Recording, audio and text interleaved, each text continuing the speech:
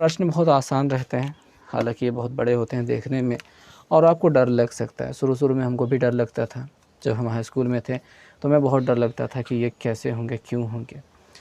कारण बस यही है कि हमने उसको ध्यान से पढ़ना या फिर समझने की कोशिश नहीं की।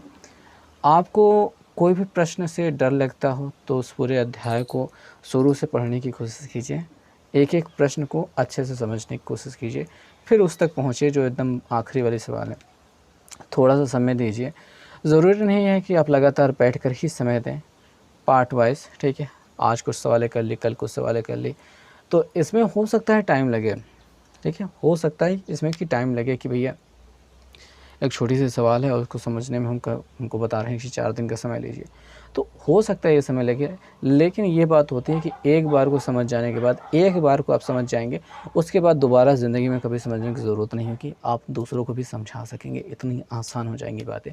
तो थोड़ा-सा समय देने की ज़रूरत होती है किसी भी सवाल को, किसी भी मुश्किल चीज़ में बस थोड़ा-सा समय देने की ज़रूरत होती है। थोड़ा-सा समय दे दीजिए और लगातार समय दीजिए।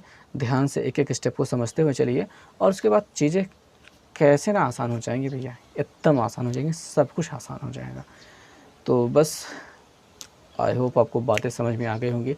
मैथमेटिक्स बहुत आसान चीज़ है, बहुत ज़्यादा आसान है। हालाँकि कभी-कभी लगता है कि बहुत मुश्किल होता है। कुछ लोगों के लिए बहुत मुश्किल हो जाता है क्योंकि उन्होंने बेसिक तैयार नहीं किया है। जोड़, घटाना, गुणा, भाग भी सही से तैयार नहीं होता है। ऐसे बच्चे भी हमने देखे हैं, वो भी हाई स्कूल में 9th में वो हमसे पढ़ने आते हैं कोचिंग और कहते हैं सर कि हमको पढ़ा दीजिए, हमको कुछ आता नहीं है। और मैं सोचता हूँ कि शायद ये सब क्या कहते हैं बस ऐसे ही सहजतापूर्ण मतलब कह रहे हैं कि बस ऐसे ही नहीं आता है। मतलब उम्मीद होती है कि जोड़, घटाना, गुणा, भाग तो आता होगा। पर जब चेक करते हैं तो पता चलता है यार ये भी नहीं आता उनको सही से। और भिन्न का जोड़, भिन्न का घटाना जब आ जाता है तो हाथ खड़े कर देते हैं। करली जब आ जाती है तो हाथ खड़े हो जाते हैं, भैया ये क्या है? ये तो हमने आज पहली बार देखा है। तो ये सारी चीज़ें आपकी कक्षा 6, 7, 8 में पहले से ही बताई जा चुकी हैं। 9 और 10 में कुछ भी बड़ा नहीं है, कुछ भी नया नहीं है, बस हल्की-हल्की नई-नई चीज़ें हैं, जो आपको बस थोड़ा-सा बता देने के बाद ख़त्म हो जाती हैं। लेकिन चूँकि आपने पिछला वाला चीज़ बेसिक तैयार नहीं किया, इस वजह से ये बहुत ज़्यादा हैवी हो जाता है। जब एक छोटी-सी चीज़ बताने की होती है तो आपको पहले उसका बेसिक समझाना होता है, तब जाके इस बड़ी चीज़ को समझाना होता है और इतनी लंबी प्रोसेस आपका दिमाग कर नहीं पाता, जिसकी वजह से बंद पड़ जाता है और कहते हैं कि सर मैथ हमसे ना हो पाएगी। तो भाई एक पल को लगातार ऐसे 5 मिनट तक आप कॉन्सन्ट्रेट नहीं कर पा रहे हैं, जिसकी वजह से आपके लिए ज़्यादा मुश्किल हो जा रहा है।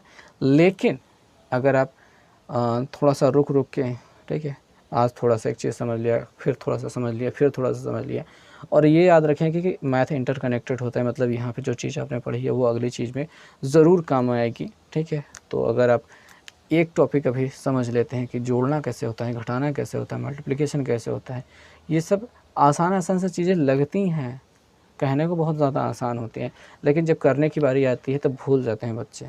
मेन बात तो यही है, मतलब यूँ समझ लीजिए कि कर्ण बन जाते हैं। जैसे कर्ण को ज्ञान तो बहुत कुछ था, लेकिन एंड टाइम में जब उसकी मौत आई तो उसे पता ही नहीं चला कि उसे क्या करना है। तो वही हाल हो जाता है आप लोगों का भी कि आपको पता तो सब कुछ होता है, लेकिन इसका प्रयोग यहीं पे करना, ये करना भूल जाते हो।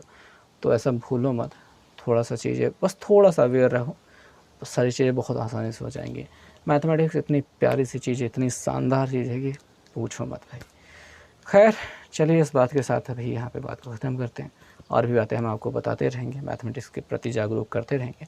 आपको बस करना इतना सा है कि चैनल को सब्सक्राइब करके शेयर कर देना है दोस्तों के साथ। मिलेंगे नेक्स्ट वीडियो में, तब तक के लिए बाय बाय।